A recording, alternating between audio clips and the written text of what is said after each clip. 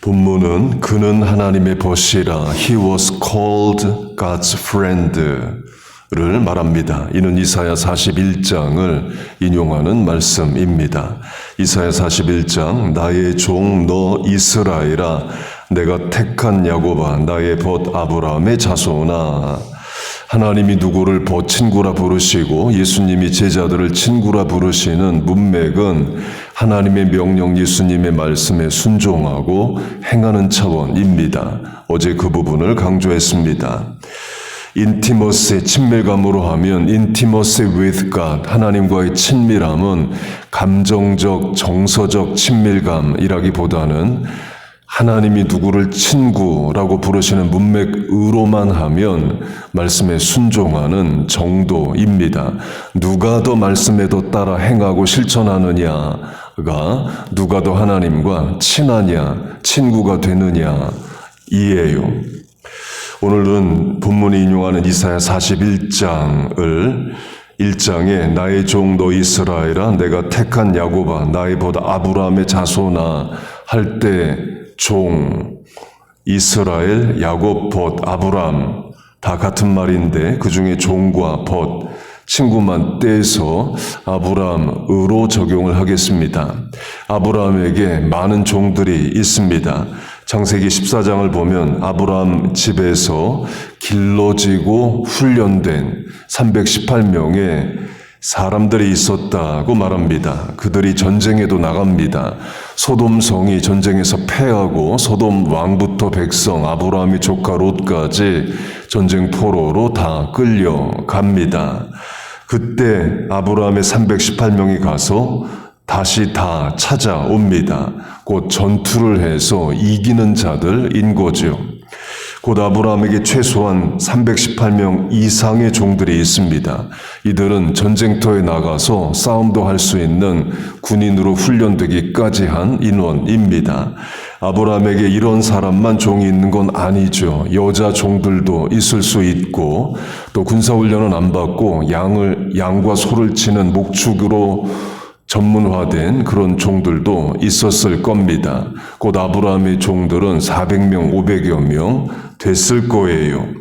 그렇게 많은 종들이 있는데 그 중에 엘리에셀이라는 종이 있습니다. 아브라함은 자녀가 없을 때 자기 지위와 재산을 종 엘리에셀에게 주려고 생각을 합니다. 창세기 15장 나의 상속자는 엘리에셀이니이다. 혈육이나 친척이 아니지만 아브라함이 자기의 모든 것을 물려줄 만큼 믿고 신뢰하는 사이였다는 거죠. 그러나 나중에 이삭이 태어나고 상속자는 이삭이 됩니다.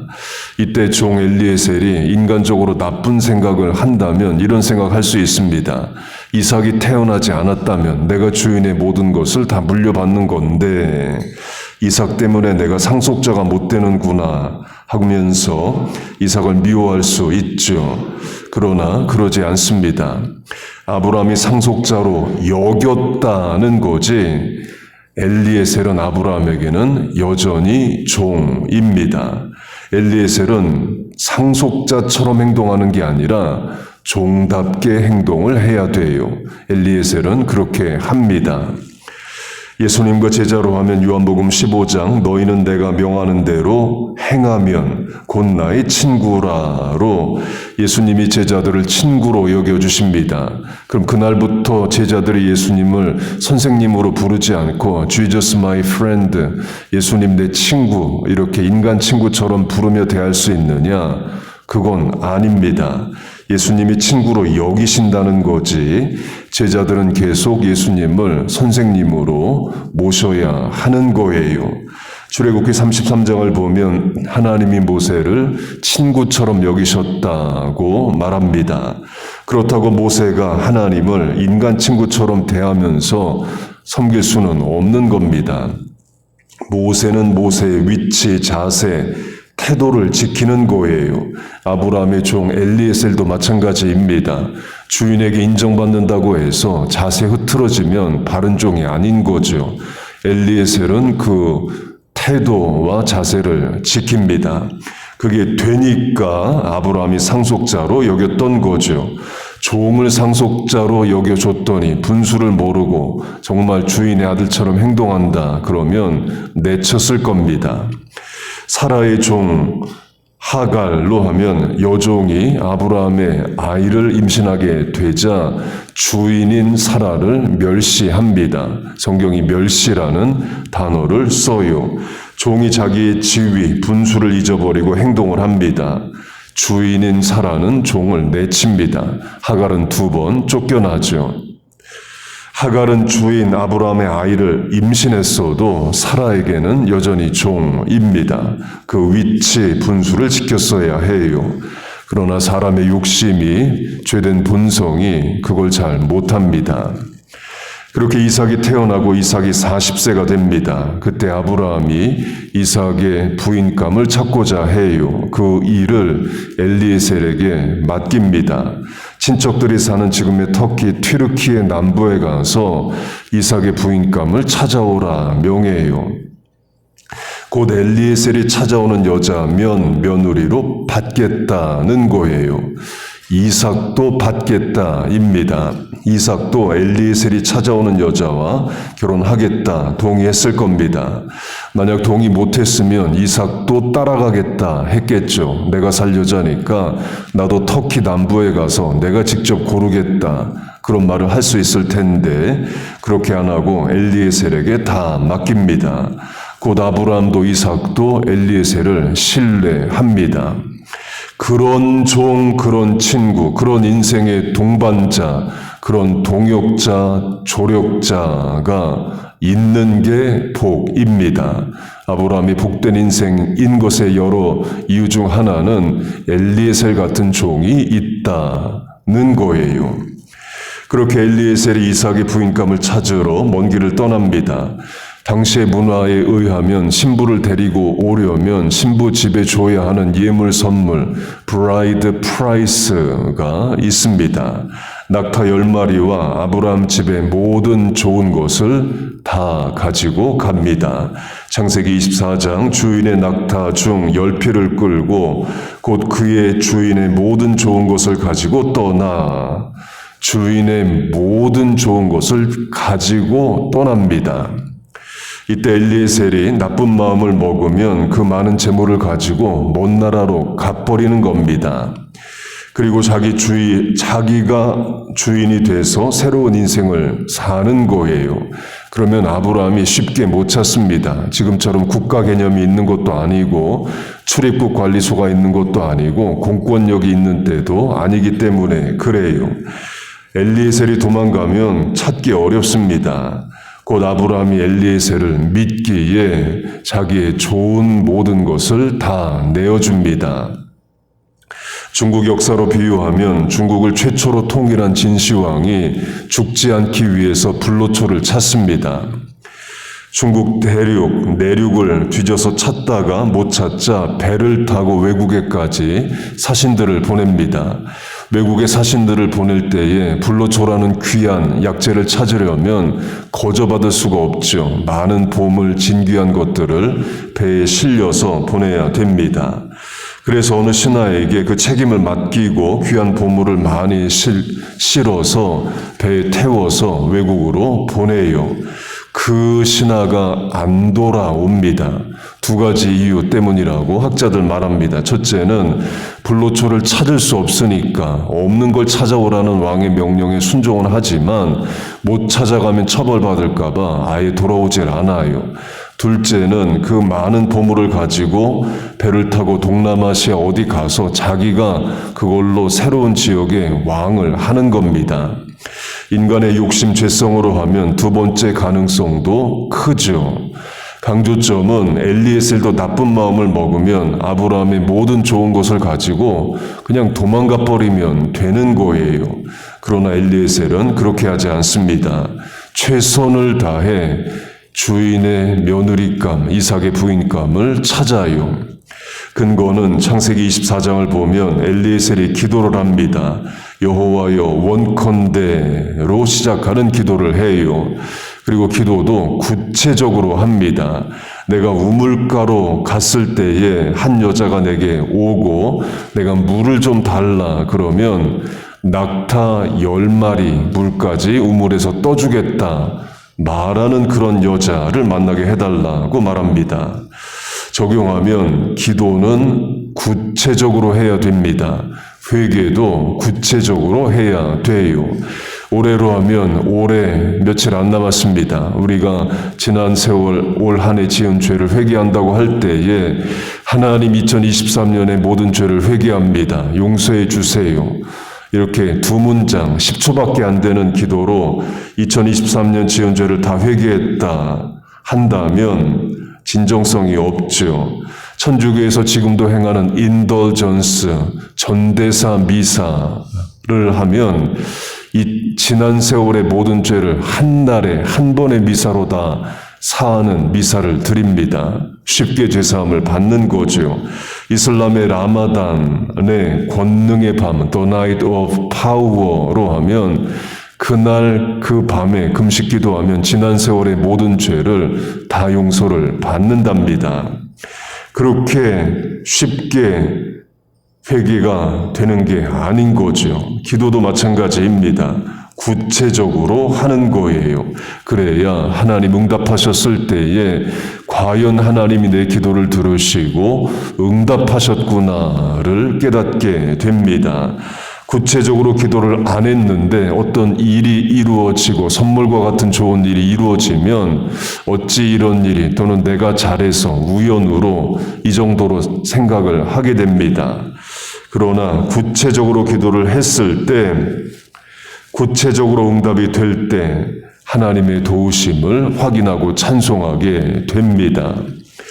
엘리에셀로 하면 그렇게 구체적으로 기도를 안 하고 이삭의 부인감을 쉽게 만나면 참 일이 쉽네 이 정도 생각을 했을 겁니다. 그러나 구체적으로 기도했기에 리브가를 만나면서 하나님의 응답인 줄 확신하게 됩니다. 실제로 그렇게 됩니다. 엘리에셀이 기도를 마치기 전에 기도 아직 끝나지도 않았는데 리브가가 걸어옵니다. 엘리에셀이 자기에게 물을 좀 달라 부탁을 해요. 리브가가 엘리에셀에게 물을 떠서 주고 시키지도 않았는데 자기 입으로 낙타 10마리 물까지 다 떠주겠다고 말을 합니다. 기도한 그대로 됩니다. 그래서 엘리에셀이 하나님을 찬송합니다. 아브라함의 하나님 여호와를 찬송하나이다. 구체적으로 기도했기 때문에 하나님의 응답인 줄 깨달은 거죠. 그리고 리브가를 데리고 이스라엘로 와서 이삭과 결혼을 시킵니다. 강조점은 엘리에셀이 종입니다. 아브라함에게 아들이 없을 때에 엘리에셀을 상속자로 여깁니다. 친구로 하면 어제 강조한 대로 예수님이 누구를 친구라 말할 때의 문맥은 명령에 순종하면서 실천하는 거다로 하면 엘리에셀이 아브라함의 친구 같은 존재이죠. 물론 주인과 종이라는 지위의 차이와 나이 차이도 있었다면 그런 지위나 나이로는 친구 관계가 아니지만 아브라함의 명령을 충성으로 행하는 것으로 하면 친구와 같은 존재인 거예요. 전술한 소돔성이 전쟁의 패해서 포로로 잡혀갔을 때에 아브라함의 조카 롯도 포로로 끌려갑니다. 아브라함이 조카를 구해오기 위해서 또 소돔성 사람을 구하기 위해서 자기 집에서 길러낸 318명을 데리고 가서 전투를 해서 이겨서 다시 찾아옵니다. 그때에 아브라함이 엘리에셀에게 이런 명령을 했을 수 있습니다. 너 이번 전쟁터에 갔다 와. 그 말은 가서 죽을 수도 있다는 거죠. 그래도 엘리에셀은 충성으로 전쟁터에 갔다 왔을 겁니다. 추정할 수 있는 근거는 전술한 318명은 아브라함 집에서 길러졌다고 말하는데 엘리에셀도 다메섹 사람으로 집에서 길러졌다고 말합니다. 그렇게 보면 엘리에셀도 전쟁터에 갔을 수 있는 거죠. 그리고 이삭의 부인을 찾아오는 일도 쉬운 일이 아닙니다. 이스라엘에서 터키 남부까지 걸어서 이동하는 겁니다. 중간에 텐트 치고 자야 되고 밥해 먹으면서 그 먼 길을 다녀오는 거예요. 엘리에셀은 충성으로 다녀옵니다. 이런 종, 이런 부하 직원, 이런 동역자, 이런 친구가 있는 게 복인 거죠. 믿고 맡길 만한 사람이 있는 게 복입니다. 우린 가족도 못 믿습니다. 탕자 같은 아들은 아버지가 돈 맡기면 나가서 다 써버립니다. 금치산자이죠. 아들 못 믿어요. 호세아서로 하면 고멜 같은 부인은 남편을 속입니다. 배우자 못 믿습니다. 가족이라고 무조건 믿어지는 게 아니에요. 예수님으로 하면 예수님에게 4명의 남동생이 있습니다. 사도행전을 보면 주의 동생 야고보를 말하는데 그게 본문 야고보서의 저자로 추정합니다.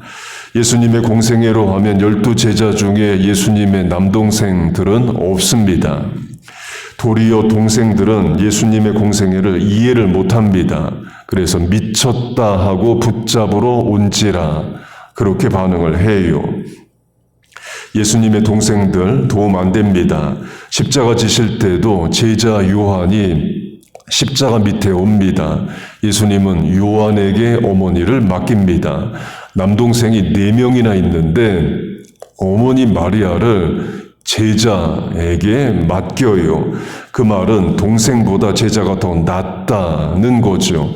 같은 어머니를 둔 형제여도 혈연 혈통보다 신앙 안에서 만나지고 길러진 제자 요한이 더 낫다는 거예요.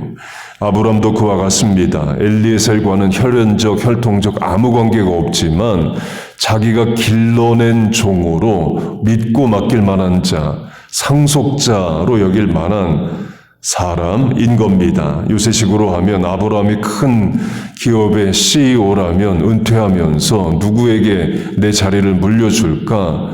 아들에게 물려주기보다 전문 경영인 엘리에셀을 CEO로 앉히는 것과 같습니다. 마지막으로 우리가 엘리에셀처럼 살자입니다. 우리가 아브라함이라면 엘리에셀 같은 친구, 동역자, 부하 직원, 인생의 동반자가 있는 게 큰 복인 거죠. 바꿔 말하면 내가 엘리에셀이 돼서 학교에서, 직장에서, 대인관계에서, 가정에서, 교회에서 그런 일을 해내는 하나님의 일꾼이 되자는 겁니다. 진실되고 충성된 삶을 사는 겁니다.